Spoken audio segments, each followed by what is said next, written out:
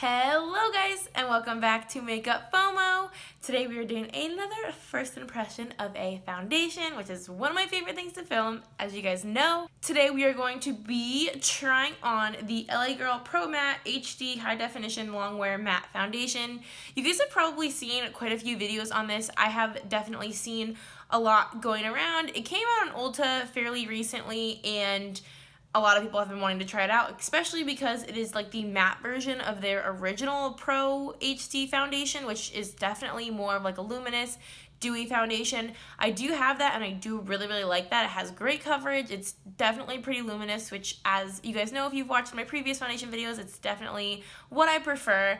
But I love the LA Girl line in general and the brand. I've loved pretty much everything I've tried from them, which is quite a few things. So I was really interested in trying this out, especially because it was new and it's very affordable. This retails for $8.99 on Ulta. I don't know, I'm sure you can get it on like the LA Girl website, but I don't know if it's like available anywhere else besides LA Girl and Ulta. The shade I got is beige, which is the third shade in the line.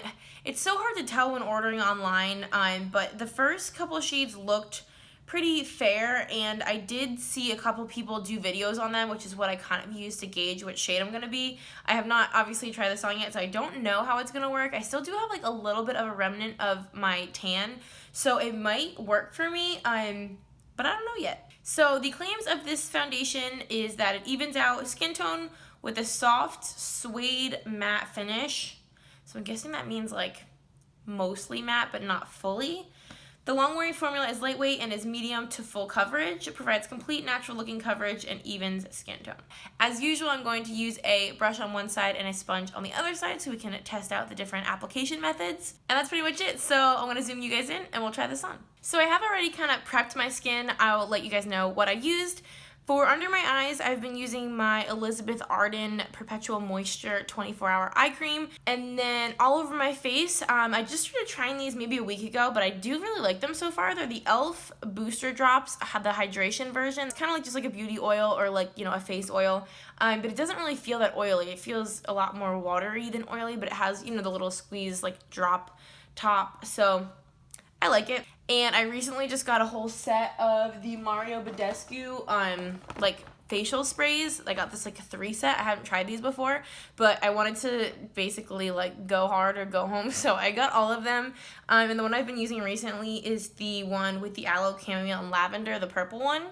And these all smell really good. They definitely smell very like herbally, or you know, whatever, kind of like essential oils, but they feel really good. They're like really nice to just get your skin kind of prepped and hydrated, and I just like how they feel, and I love that it's purple, so I also use that. So like usual, I'm going to pump some of this out and apply it to one side with a brush. I don't think I mentioned before, but this does come with a pump. Like I said in one of my last videos, I feel like it's just standard for foundations to have a pump on them now, like even drugstore foundations, under $10 foundations, they just all have pumps now. I just think it's like the expectation, so it's just what brands are doing, which I think is great. It's not like the most like best packaging. Like the bottle is definitely glass, it's like a frosted glass, but the top is just a really like cheap plastic, and the pump is definitely like a really cheap plastic, but I definitely don't expect anything more than that for $8.99. But I do think the frosted glass packaging is pretty nice, and it looks, you know, it looks okay. All right, so I'm gonna apply some of this. I don't know what the color is going to be like. I'm always nervous about that because like my color has been fluctuating a lot, so. It looks pretty light right off the bat. How many shades do they have of this? There are 8 shades, I just checked, and I have the third one, so kind of right in the middle. Generally speaking, I run like second or third shade for the most part, not the lightest. Definitely not towards the middle usually, but this looks pretty light right off the bat, but we're gonna blend it out and see. So I use like a pump and a quarter for this half of my face and that part of my forehead. Oh, and this is my e.l.f. Ultimate Blending Brush. This is like probably my favorite foundation brush of ever. Oh, wow. It smells like, this is gonna sound weird, it kind of smells like an old lady perfume. Like a perfume that your grandma would wear, which is not a bad thing, but definitely like has a very prominent scent. Ooh.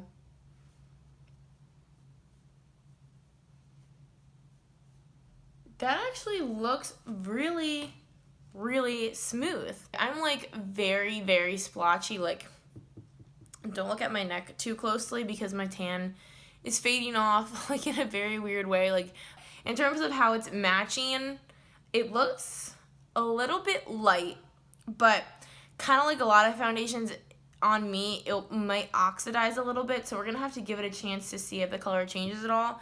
Right now, compared to the rest of my body, it's probably a little bit light, but I think like my general skin tone, this would match, which is kind of crazy because it's the third shade. It's called beige, and I feel like beige is generally like one of the darker colors, like more towards the medium range than the light range. I did actually see this in store recently. When I bought it, it was only online still because it had just come out, but they've definitely rolled it into some stores because I've seen it. So I would probably say, if you can, this is just like a general foundation buying tip in general. I would say if you can buy it in store, definitely do that so you can actually see it. Even if they don't have testers, at least you can see what it looks like in the bottle.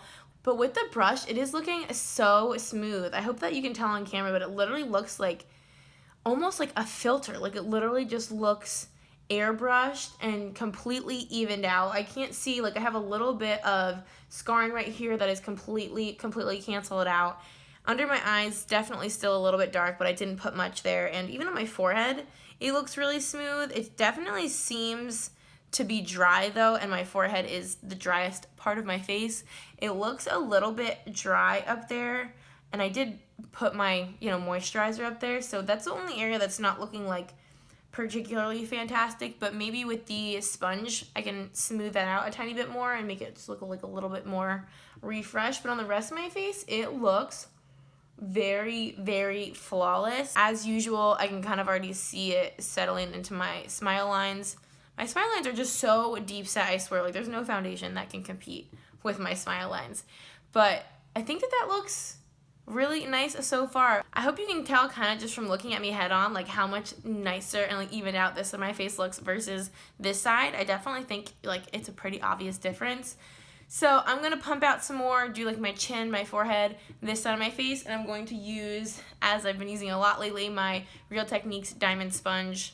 Favorite sponge, like holy grail status sponge. I love this so much. So I'm going to do this side of my face and we can see how they compare.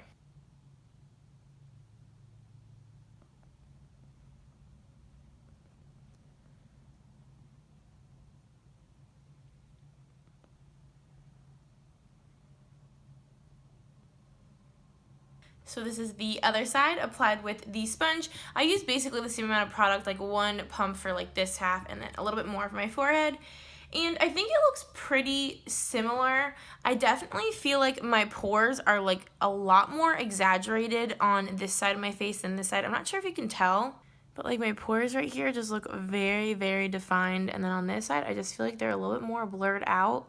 So I'm not sure if that has to do with the application method or like if maybe the sponge just like picked up the product a little bit more and maybe kept it from like filling in my pores or something like that. If I had to choose, I think I would choose the brush side for this one just because it looks like extremely smooth and even and flawless, whereas on this side, like, it looks still pretty good. Like, I don't think from a distance you can probably tell much of a difference, but I think it was just a little bit less coverage and it just looks like a little bit less smooth. And I will definitely say my forehead is looking a little bit dry, especially like right between my eyebrows, but this is like a matte foundation for sure, so it's not really going to help you out if you're dry. I definitely think 100% this is a matte foundation. Even the side that I use a sponge for, like, you can tell there's really no light reflecting on it. It is very, very matte and honestly feels like it's dried down completely to like a powder finish. Like, it feels like my face is already set. I don't feel any tackiness or dewiness like in any area of my face. It doesn't really seem to be transferring either. So I guess if you don't like to set your foundation, this might be a good one for you. You could probably skip out on it. For me personally, I have to set my foundation no matter how it dries. I just have to. It's like a personal thing. So I'm definitely going to still set it, but I guess we'll also see if you're like me and like to set it. Does it get a little cakey looking? Does it get kind of powdery looking? we'll definitely test it out. I don't really think I need to build it up at all. I definitely think that I have the amount of coverage that I'm looking for. I would call it like a high medium because it's not full coverage. I can see like some freckles. I can see like a little bit of my skin coming through, and it's looking pretty natural in that sense that you can still see your skin peeking through a little bit, but it's completely evened it out. It's taken away any redness. Like I had a little bit of redness right here above my lip where I have like a little bit of a zit. My chin is always a little bit red, and my scarring is, you know, it stands out, but it's evened all of those areas out. I don't think I'm going to even need to really spot conceal. Obviously I'll do under my eyes and maybe a tiny bit on this blemish because I can like see it a little bit more than I would like to. But overall, it's a perfect amount of coverage for me. So if you like a medium, high medium coverage, definitely this would work for you. And if you wanted to get full coverage, I think you can just add a tiny bit more to build it up. But I think it's almost there. I'm just wondering, because it is like drying down to a matte finish, if it were to dry and then you were to apply more foundation on top of it, would it start getting kind of weird and cakey looking, because it would almost be like you're applying liquid on top of a powder just because it feels like it's set down to a powder by now. So I don't even know how this would work being built up, but I don't think that I need to because it's looking very nice. So I just re-went through the shade range, and the lightest two shades definitely look pretty light. Like I said, I'm wearing the third lightest shade. It looks like there's definitely something here for fair people, definitely something here if you're just like light like me. Medium, it definitely goes medium, and it actually does get pretty deep. The deepest shade is Cafe, and it actually looks pretty dark. So I think even though there is only 8 shades, I think that there's something here for most people, and worst case, you could probably mix a couple of the colors to get something that would work perfectly for you. But I would say for a drugstore range, even though there's only 8, I think they at least went very light and fairly deep, and, you know, kind of spaced it out in between, which if you're gonna do it, at least include both ends of the spectrum and then do what you can in the middle. So that's my 2 cents on the color range. I'm going to finish up the rest of my face, do my under eye foundation, my eyebrows, my powder, blush, bronzer, highlight, all that good stuff. I will come back after that to update you on how everything blended, if it got cakey or anything like that, and show you how it looks. Okay, so we are back with the rest of our face on, and I have some thoughts. The first one being, as soon as I hopped off here to start doing the rest of my face, I was using my e.l.f. This is just their cream contour kit, and I was doing some cream contouring, and that was not the wisest idea. I think it's probably because this sets down to such like a powdery finish. It got so incredibly patchy, only on this side, not this side. So I don't know if that has anything to do with the fact that this was the sponge side and this was the brush side. I'm not exactly sure, but it like was getting like all chunked up, and it was, some of the foundation was coming off, some of the contour was like clumping together. It was doing some weird things over here, and like I was afraid I was gonna have to like literally take the makeup off because it was starting to look so bad. But I just kept it moving, and when I went to set it and I used my powder bronzer, I was able to like kind of cover up all the patchiness and smooth it away a little. So I definitely don't think that it's a good idea to try to apply additional cream products on top of this, which is another reason why I'm not sure that adding additional layers of the foundation itself would work that great, because it seems like putting liquid on top of this once it sets, it seems to do what any product would do. Like if you had, you know, set your face with powder and then put a cream highlight on or something, it usually gets kind of funky. What you may be able to do is, if you work really, really quickly, you might be able to build this up with like multiple layers while it's still wet, but it did seem to set pretty quickly, so I don't even know how that would work if you were to try it. So that's my first thing. The other thing that I think this is doing that's a little weird, it looks a little bit better now because I've like set my face with powder and then I set it with setting spray, which I definitely think helped a lot because it just kind of locked everything together and smoothed out like the powdery finish. But I noticed this is creasing in like areas that I do not get creasing. I always get my smile lines, so I'm not mad about that. But it's creasing like right here, which like doesn't even make sense because that's not even like a place where like I feel like your face moves a lot. And same thing on the other side, like both sides of my chin is creasing. And even like right in the middle of my Cupid's bow right here, there's like 2 areas where it's just like settled in and like creased, which again, that's not really a place where I have like wrinkles or anything. It's also definitely settling it a little bit into my forehead lines, which also kind of like my smile lines, those are like pretty prominent. So I don't think that that's too weird, but I definitely think it's weird that it's creasing in like these random areas around my mouth where I don't ever get creasing. In terms of my powder products, I think that those went on perfectly fine. My blush, the powder portion of my bronzer, and my highlight all look really good, but I'm not like 100% sold on this. Like, I think it is fine, and I think I can, like, of course, still wear it, and I'll probably continue to wear it. I like the color and everything like that, but it's just not like wowing me, you know, and it's definitely not like my favorite foundation that I've tried. I would definitely probably think oily people would enjoy this a little bit more just because it is like very, very matte, and it definitely sets down to a powder. I think that would probably help control oil. For dry people, I don't even know if this is necessarily worth trying it, just because it's not really going to do much for what dry people have a problem with, so it might not even be worth it. But I do think that it's nice if you have normal skin, probably worth giving it a go. This might be nice to mix in with like their other Pro HD foundation, or maybe some other foundations that are just like really, really dewy, and just to kind of like balance it out and make it more of like a satin matte kind of finish. So it might be useful for that, but overall it's like not bad, and it's not my favorite. I'll probably continue to use it because at this point, now that I've powdered and set everything and gotten rid of the patchiness, like I think that I do look very like airbrushed and flawless, like especially from a distance. Like, don't you think? So I hope you guys can tell, but it looks like very nice and smooth and airbrushed and pretty flawless. Like I said, other than like, do you see in there how it's like just sinking into two weird spots, and how my smile lines are pretty prominent already? So there are definitely some flaws, but I think like overall it's looking very nice. It makes my skin look good, I think.